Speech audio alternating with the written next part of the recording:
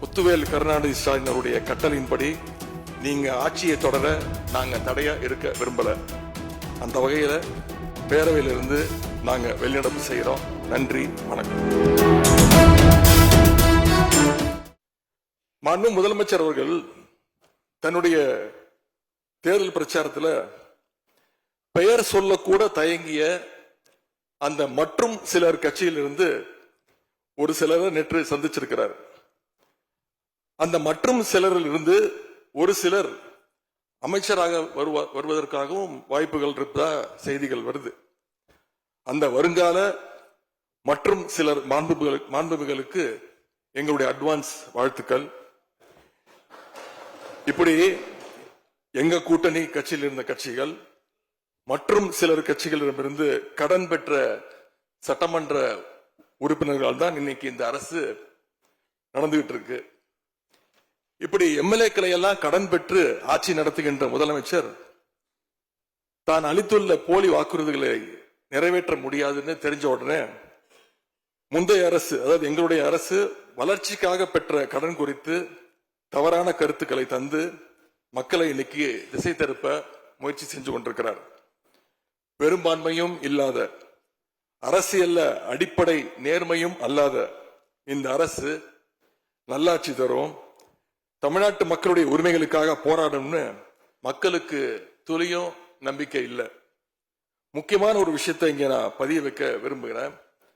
உங்களுக்கு ஓட்டு போட்ட மக்களே நடக்கிறதையெல்லாம் பார்த்துட்டு ஒரு பெரிய தப்ப பண்ணிட்டோமோன்னு இன்னைக்கு வருத்தப்பட ஆரம்பிச்சுட்டாங்க. மக்களுடைய அந்த உணர்வை வெளிப்படுத்தும் விதமா இந்த ஓட்டெடுப்புல கலந்துக்காம திராவிட முன்னேற்ற கழக உடன்பிறப்புகள் நாங்க உறுப்பினர்கள் நாங்க வெளிநடப்பு செய்ய போறோம். நாங்க வெளிநடப்பு செஞ்சாலும் அதனால பேரவையுடைய எண்ணிக்கை அளவு குறைஞ்சு நீங்க நிச்சயம் இந்த வாக்கெடுப்புல வெற்றி பெறதான் போறீங்க.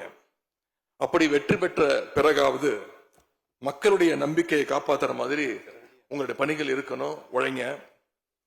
எங்க தலைவர் திரு முத்துவேல் கருணாநிதி ஸ்டாலின் அவர்கள் கடந்த 5 வருஷமா ஒவ்வொரு குடும்பத்திற்கும் பார்த்து பார்த்து திட்டங்களை நிறைவேற்றி கொடுத்தார்.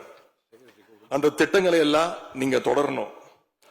தயவு செஞ்சு அதுல அரசியல் செய்ய வேணாம். ஏன்னா இந்த மாசம் 15ஆம் தேதி கலைஞர் மகளிர் உரிமை தொகை 1,31,00,000 தாய்மார்கள் காத்துக்கிட்டு இருக்கிறாங்க. இந்த 1000 ரூபாய் வருமா அப்படின்னு காத்துக்கிட்டு இருக்கிறாங்க. அதே மாதிரி புதுமை பெண் திட்டம், தமிழ் புதுவன் திட்டங்கள்ல காலேஜ் போற ஸ்டூடெண்ட்ஸ் அவங்களுக்கு வர மாசம் மாசம் வர கல்வி ஊக்கத்தொகை 7ஆம் தேதி கொடுத்திருக்கணும். இது வரைக்கும் வரல, அவங்களும் காத்துக்கிட்டு இருக்கிறாங்க. இப்ப ஸ்கூல் இல்லைனாலும் ஜூன் 2ஆம் தேதி ஸ்கூல்ல ரீஓபன் பண்ண போறாங்க. அப்ப காலை உணவு திட்டத்துக்காக பள்ளி மாணவர்கள்லாம் காத்துக்கிட்டு இருக்கிறாங்க. இப்படி பல்வேறு திட்டங்கள் இருக்கு. நான் முதல்வன் திட்டம், தாய் மாணவர், அன்பு கரங்கள்னு பல்வேறு திட்டங்களுடைய பயனாளிகள்லாம் ஆவலோடு காத்துக்கிட்டு இருக்காங்க. இந்த அரசு என்ன செய்ய போகுதுன்னு காத்துக்கிட்டு இருக்கிறாங்க. அதனால நான் உங்ககிட்ட கேட்டுக்கொள்றது, மாண்புமிகு முதலமைச்சர் அவர்கள் பதவி ஏற்றதும் தன்னுடைய முதல் உரையில அவகாசம் வேணும்னு கேட்டீங்க. நிச்சயம் அவகாசம் எடுத்துக்கோங்க. ஆனா காத்துக்கிட்டு இருக்க அத்தனை பேரையும் ரொம்ப காலம் காக்க வச்சிடாதீங்க. அது மட்டும் இல்ல, தேர்தலுக்கு முன்னாடி பல கவர்ச்சியான வாக்குறுதிகளையும் நீங்க கொடுத்திருக்கிறீங்க. மக்கள் அதுவும் ஞாபகம் வச்சிருக்கிறாங்க. மகளிருக்கு மாசம் 2,500 ரூபாய், ஆண்டுக்கு 6 சிலிண்டர், தங்க செயின், மோதிரம், பட்டுப்புடவை, வேலையில்லா இளைஞர்களுக்கு உதவித்தொகைன்னு அந்த லிஸ்டும் நீண்டுட்டே இருக்கு. பெரிய லிஸ்ட் தான். அதுல ஒரு சில வாக்குறுதிகளாவது முதல் கையெழுத்துல நீங்க நிறைவேற்றுவீங்கன்னு மக்கள் எதிர்பார்த்தாங்க. நீங்க வாக்குறுதிகளை சொல்லும் போது நடைமுறைக்கு சாத்தியமானதை மட்டும்தான் சொல்றேன்னு எல்லா கூட்டத்திலையும் திரும்ப திரும்ப சொல்லியிருக்கிறீங்க. எனவே அதை விரைந்து செஞ்சு காட்டுங்க. இந்த நேரத்தில் எங்க திராவிட மாடல் ஆட்சியை பத்தி நான் ஒன்னே ஒன்று மட்டும் குறிப்பிட விரும்புறேன். நாங்க ஆட்சிக்கு வரும்போது 2021 கடுமையான கோவிட் பெருந்தொற்று காலம், செகண்ட் வேவ். அப்ப மாநிலத்துடைய பொருளாதார வளர்ச்சி எவ்வளவு தெரியுமா? வெறும் 0.7%.